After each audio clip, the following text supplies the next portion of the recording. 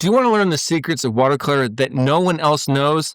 Then you need to watch this video. I'm in the studio right now, and I've been working on a poured watercolor of the North Carolina State University bell tower.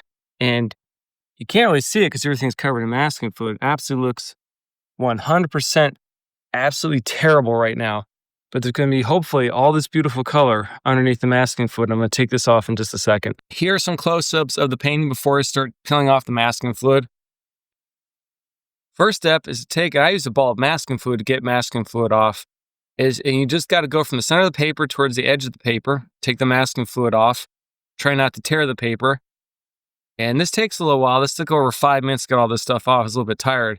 You can see this shakes the heck out of your table too. You can see my water bottle on the left-hand side is moving. So just don't have your water source too close to this. But look at all that beautiful color that's underneath the masking fluid, but you can't see any of it because it's covered by that gross, disgusting masking fluid. And here's the finished painting.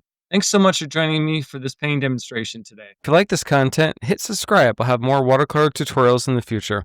Thanks a lot and happy painting.